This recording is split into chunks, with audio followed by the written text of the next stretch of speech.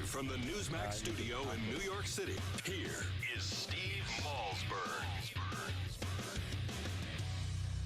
The legislation I've introduced doesn't address executive action concerning the IRS, concerning other areas. It's focused specifically on immigration. And what it does is it prohibits President Obama from granting any more amnesty, because the only way to solve this crisis is to stop President Obama's amnesty. What I want to do is have action that fixes the problem. If we pass a bill, let's take President Obama's proposed bill, $3.7 billion, does nothing to solve the problem. All right, folks, welcome back to the show. Remember the immigration crisis? Remember the crisis of the children at the border?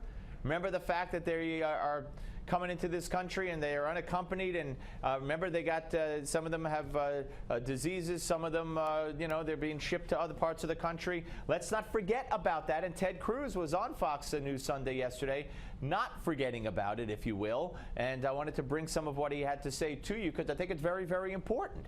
Here's more. Now, one of the things the Obama administration is trying very hard to do is blame this crisis on the 2008 law. And it's not complicated why. There's nothing the Obama administration enjoys more than blaming problems on President George W. Bush. And since the 2008 law was signed by Bush, they can blame it all on him.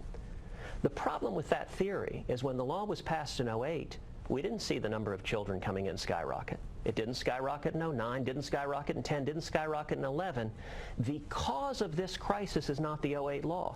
The cause of the crisis was in June of 2012, President Obama's granting amnesty. Yep, I agree with him. I agree with him. And they knew this would happen. I firmly believe they knew this would happen. That's why they were preparing for it back in January. Here's more of what Senator Cruz had to say. Several weeks ago, the Border Patrol did a confidential study. They interviewed over 200 people who had come here illegally. They asked, why are you coming? And a whistleblower passed this report on to the Senate Judiciary Committee. 95% of those coming in said, we're coming because we believe we'll get amnesty. We believe we'll get, as you said, a permiso. If we don't fix that, the problem continues. And Chris, in my view, it is the opposite of humane. It is the opposite of compassionate to continue this crisis. I don't want to see tens of thousands of little boys and little girls being physically assaulted, being sexually assaulted by drug dealers. The way to fix it, the bill I've introduced is a very simple bill. It is a page and a half, and it simply says the president cannot grant amnesty going forward.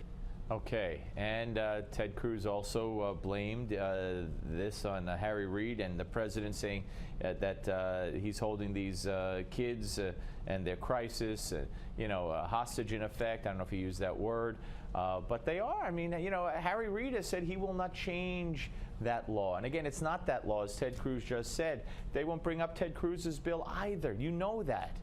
This is what the president has wrought. This is what the president, I believe, wants. So they're not going to do anything with it. These kids will be here. They'll be here to stay. And if you don't like it, what can I tell you? All right, folks, we'll be back with Elizabeth McDonald and the economy and her great new book. But first, this hour's America's Moment takes a look back at the Social Security Act of '35.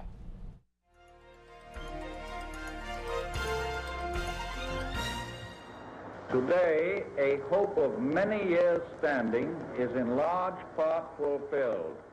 The Social Security Act of 1935 was the cornerstone of President Franklin Delano Roosevelt's New Deal agenda, a program designed to ease the burden of old age by providing a continuing income to those 65 and older, benefits to those unemployed, and protections and assistance to disabled children. At the time, the program was limited in scope, since the average American's lifespan in 1940 was just 63 years. But in the dark days of the Great Depression, FDR offered comforting words to a nation emerging from the nation's worst economic crisis in its history, the Great Depression. The first Social Security check was issued on January 31st, 1940, to Ida Mae Fuller, who was unmarried. A school teacher and legal secretary, Fuller worked only 3 years under the new Social Security law, earning her a check in the amount of $22.54.